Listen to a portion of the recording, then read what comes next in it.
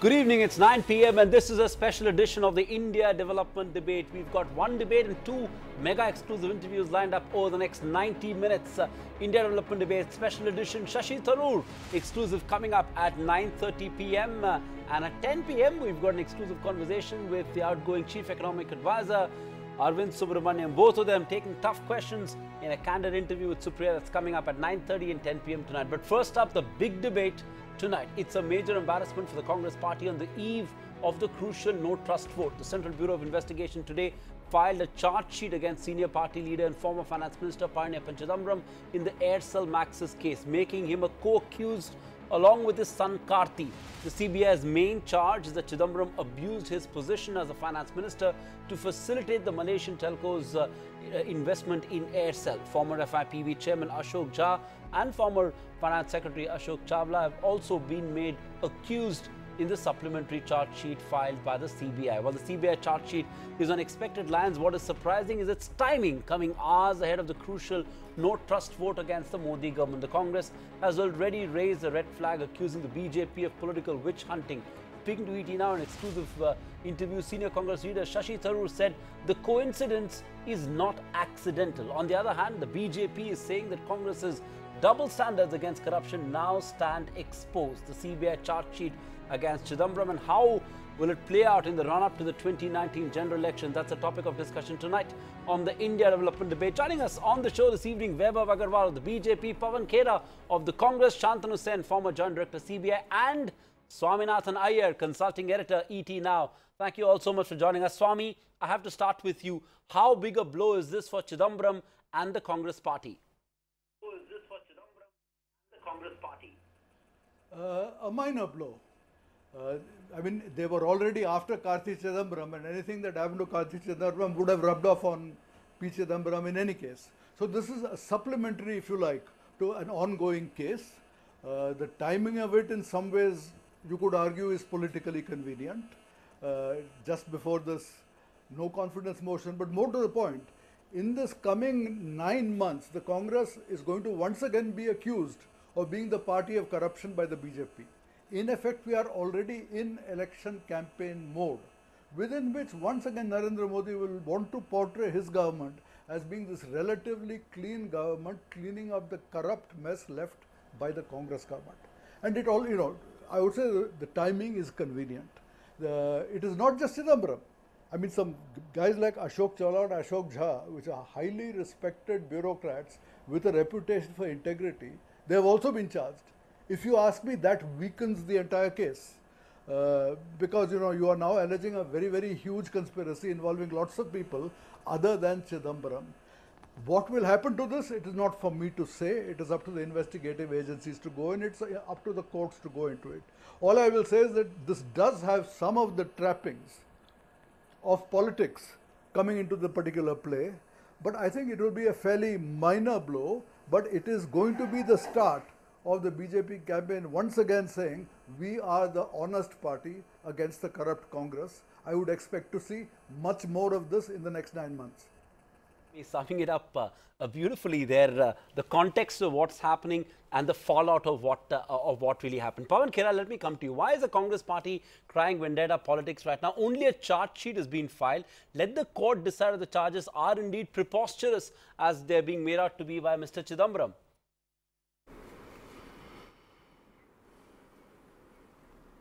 Sandeep, there have been state actors and non-state actors out gunning for Mr. Chidambaram. He was a home minister and he'd taken some very tough action against people in Gujarat, and those people in Gujarat are now in power. Why we are crying vendetta politics is look at the state of 2G investigations. Look at what happened in Commonwealth Games. They cried corruption.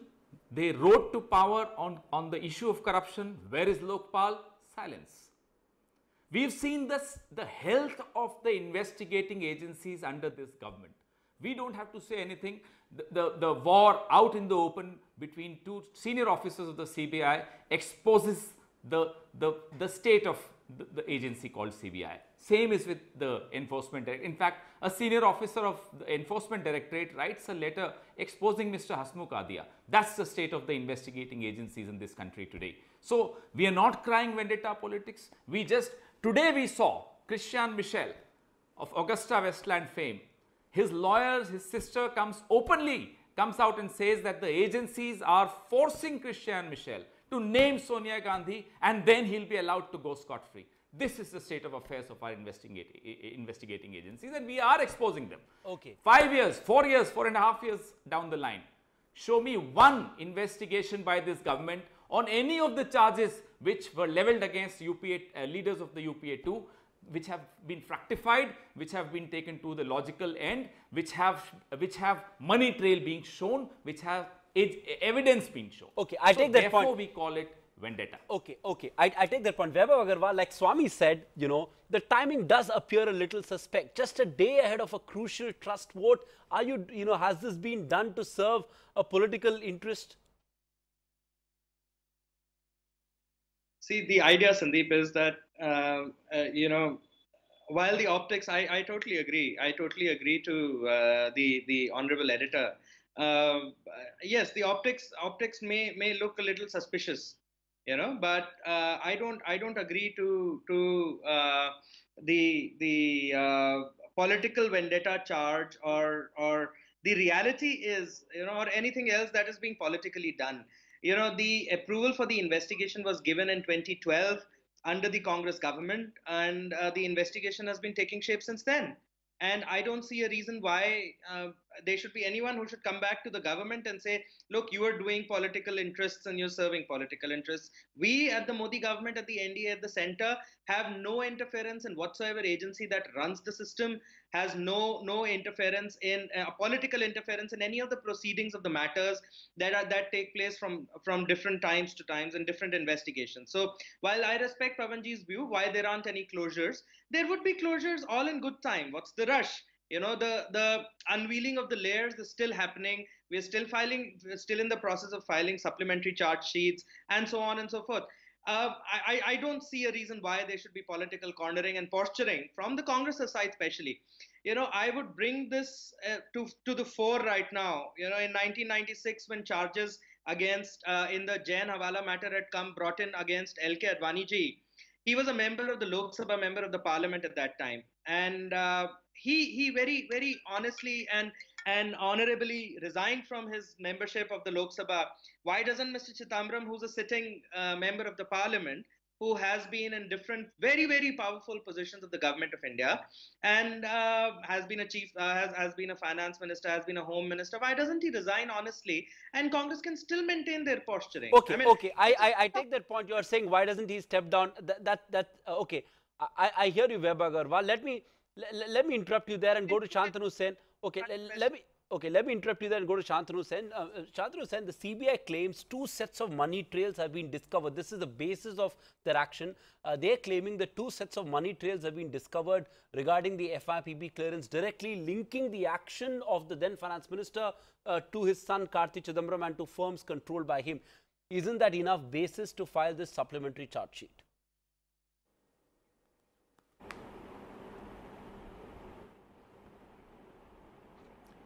Yes, if CBI has found that evidence, CBI will go ahead and proceed with the trial.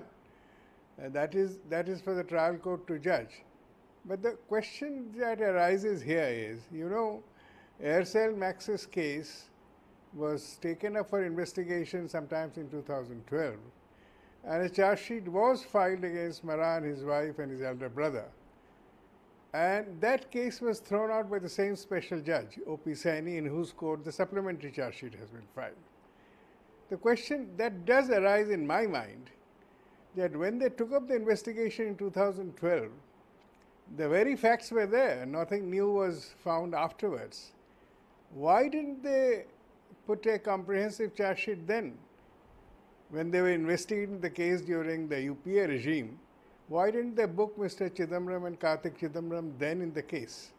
So that is a relevant question which will arise. And the charge of of not doing a proper investigation, not doing a comprehensive investigation, will have to be faced by the CBI. So that is the only question. After all, we are at the stage of Chargesheet, and Chargesheet is only a document given to the court, and court will consider all the material. And if the court decides to frame the charges, that is, go along with the CBI, then only the trial will start. You remember in the previous case, the Aircel-Maxis case where Maran and his brother were prosecuted, CBI did not succeed. Sure. CBI did not succeed in getting the court to agree to frame the charges. Absolutely. So this question will face the CBI, and then of course there are political questions which I will not try to answer. There are others who will do so. Sure. Okay, I take that point. Before I go back to Swami, Pawan Khera, let's get to the bottom of it. The key charge is that the FIPB approval granted by Chidambaram in this case was beyond his mandate, as any approval in excess of 600 crores required the clearance of the Cabinet Committee on Economic Affairs. The FIPB file showed only 180 crores, even though the actual deal value was of over 3,000 crores. So how does this add up?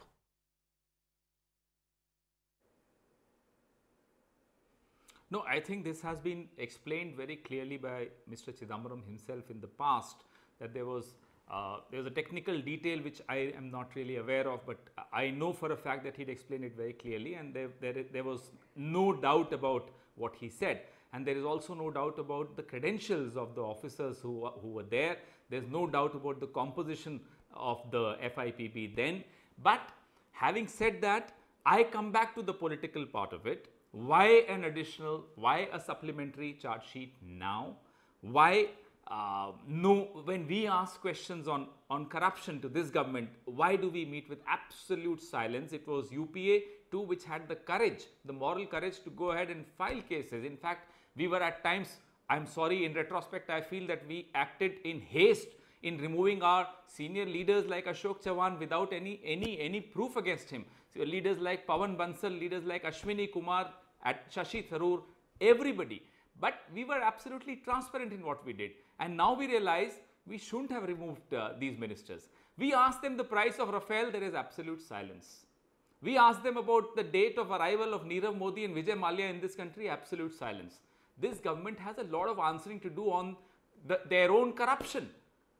You're saying they're doing this to the agencies, it's fine to arm twist agencies and okay, I get your point there. I get your point there. But Vaibhav Agarwal, I'll let you respond to that. And I'm adding a quick question. The point made by Swami and by Mr. Khera as well. Two top bureaucrats, Ashok Chawla and Ashok Jha, have also been named for being a part of the conspiracy to undervalue the deal and avoid CCA clearance. These are officers with a very good record, with with good credentials. Could they have been so naive to undervalue a transaction to avoid CCA clearance?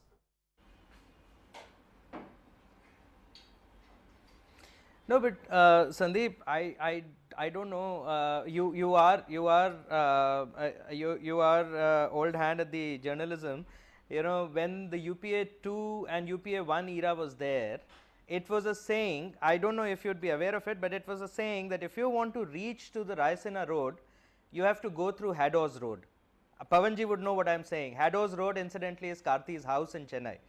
So when a saying like this in the highest of echelons in the parliament or the North Bloc or the South Bloc is there, you know, there is no room left for a bureaucrat who's constantly being undermined by the superiority and the posturing of a very tall political leader. Nobody can deny Mr. Chidambaram's clout. Nobody can deny Mr. Chidambaram's seniority. Nobody can deny Mr. Chidambaram's being an old hand at the politics. Somewhat 40-45 years of politics for him up front.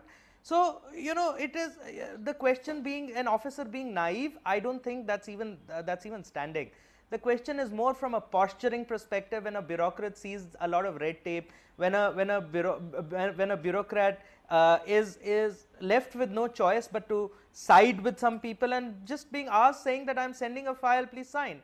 You know, so and especially In that UPA 1 and UPA 2 been era, it pressurized was into also doing said this. that if you have any work with RBI, ED, DRI, customs, Okay. absolutely, Okay, service tax, okay, etc., fair enough. just Vaibhav do a Agarwal, particular let me work. interrupt you there. Swami, the fact that 2 serving and several retired bureaucrats have been named, and you spoke about some of them like Ashok Chawla with, very strong credentials. What is the implication of this? Is this going to again spook the bureaucracy? I mean, this was classic institutional overreach when it happened in the UPA. Now that it's happening in the NDA, no one's talking about it. You have Arun Jaitley talk about the need to amend the Prevention of Corruption Act so that bureaucrats have the elbow room to take decisions. What implication is this going to have? I know media is going to obsess about Chidambaram, but like you rightly said, by bringing in 2 bureaucrats, the scope of this is far wider.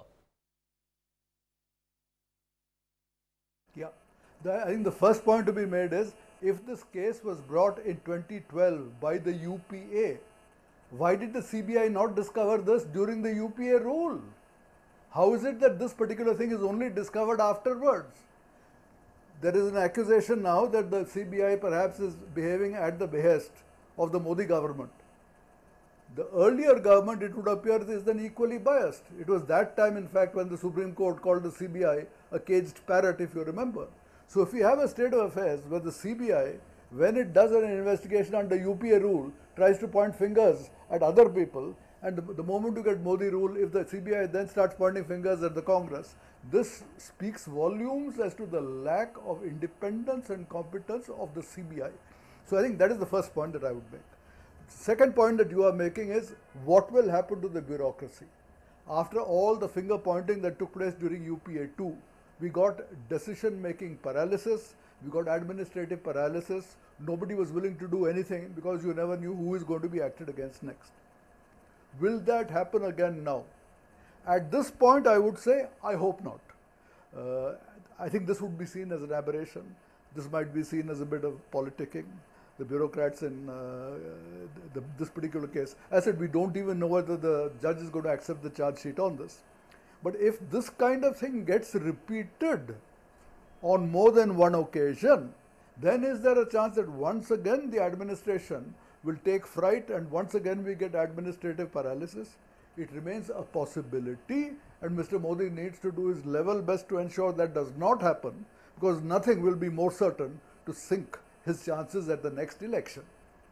Fair enough. Mr. Shantanu sir, I want you to respond to the point made there by Swami. You touched upon it in your opening remark as well, but on the credibility of the institution, that in 2012, because it was the UPA in power, there was no mention of Chidambaram and Karti Chidambaram, the charge sheet. The government changes now again. So the credibility of the institution is also at stake, isn't it?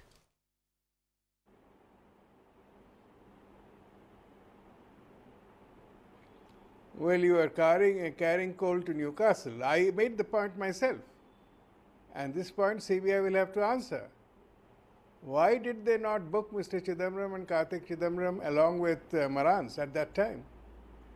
So this is a point and which the court will naturally ask the CBI. I know delayed charge sheet, delayed finding, if it is very well proved, will not deter the CBI from making its case. But that's a point which arises, and the CBI's reputation is at stake. And I'm afraid these name calling of the CBI, cage parrot, CBI compromise, will only continue. And I wish somebody in CBI should take a stand on this. So I'm quite in agreement with Mr. Nair that CBI has to explain this. And then let's take the point. Okay, fair enough. It was 14 September 2017, if I remember correctly, right, that Mr. Kartik Chidambaram was asked to join the investigation. And he did not join the investigation. It is also true that both the Chidambarams did not cooperate with the investigation, did not join the investigation, took relief in courts. Now, that is not a very correct stand. They should have joined the investigation immediately and allowed this strategy of using their clout in court, not to get arrested, not to get questioned, has not served them well. So this also handicapped the CBI. in investigation. Okay, that's a fair point. CBI has gone and filed a charge sheet with the material available, and as you know, CBI will continue investigation. Okay, that's a fair point you're making, but you know, Vaibhav Agarwal, even though you sort of obviously will try and give a political color to the charge sheet, how big a deal is it? I mean, the Maran brothers had been listed in the earlier CBI charge sheet, but the agency was unable to provide any material against them to proceed with the trial. You know, whether in the case of, and this was in this Aircel-Maxis case as well. So, you know, the agency was unable to provide any material against them to proceed with the trial. And so the same judge, like Mr. Shantanu Sen pointed out, the same judge, O.P. Saini, rejected those charges. So, you know, how big a deal is it? No. I think that's not right. I think the Maran brothers in back in 2016 were Maran brothers were not exonerated, but they were let off because of lack of evidence. And the citation that was there was very simple, that when the FIPB approval was given by the then finance minister, Mr. P Chidambaram, the cause of action which was there basically, where Srinivasan, the CEO of Aircel, and Maxis, was saying that I was induced to make a payment. So the cause of action was not found, because the cause of action then the burden of cause of action got shifted to Mr. P Chidambaram's table. Now that Mr. P Chidambaram's FIPB is there, I think the Maran brothers should come back in the dock. This whole thing will now get connected again, and I think they will come back in the dock. And in fact, we also need to understand that there is money exchanging hands there, and Mr. Shantanu Sen would know what I am trying to say.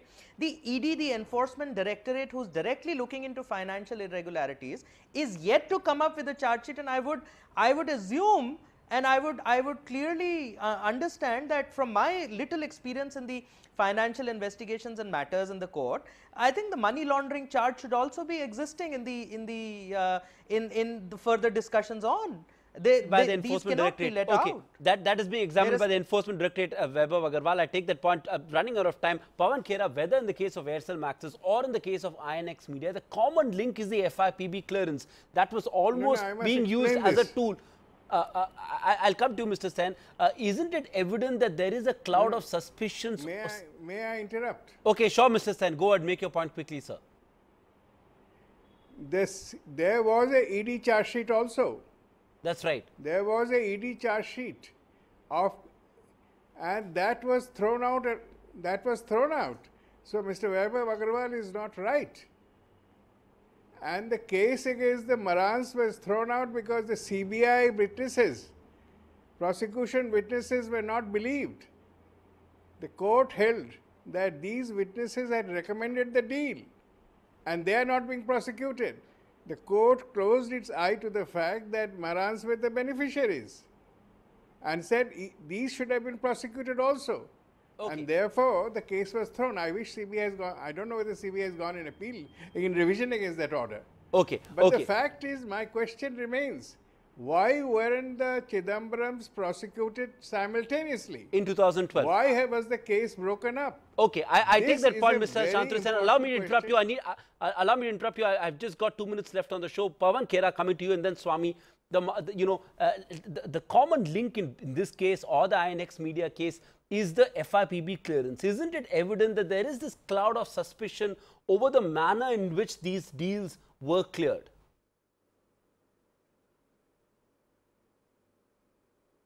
No, as you saw in the 2G case, the CBI failed to garner appropriate evidence to substantiate its charges.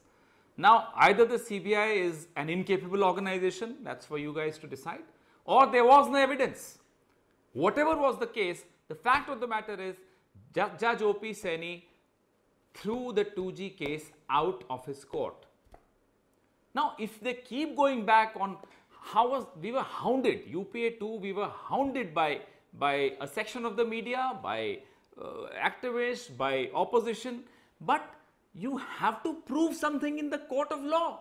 You cannot say that there was a clout in the court of law which Chidambarams used and got away. Nobody can use a clout in the court of law, however big you are. We have seen former prime ministers facing the court of law. How can anyone accuse a senior lawyer of just misusing his clout or her clout? So I don't buy this argument. This is a completely political charge sheet, supplementary charge sheet which has been filed against Mr. Chidambaram. We all know there is vendetta. We all know how bureaucrats from a particular cadre are being filled with, these agencies are being filled with bureaucrats from a particular cadre who are close to the powers that be today.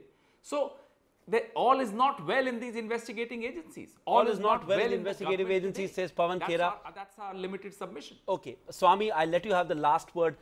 If you look at the big picture, how much credence would you give these charges? You're calling it a minor blow to Chidambaram and to the Congress, but how much credence would you give to these charges? After all, credibility of CBI itself isn't very high, never has been, and not now as well. We have a unique case where the top two officials of CBI are at loggerheads and their differences are out in the open. They, you know, a senior official of the Enforcement Directorate writes an open letter criticizing the Revenue Secretary, his super boss. So the credibility of investigating agencies isn't very high. So how much credence would you give these charges?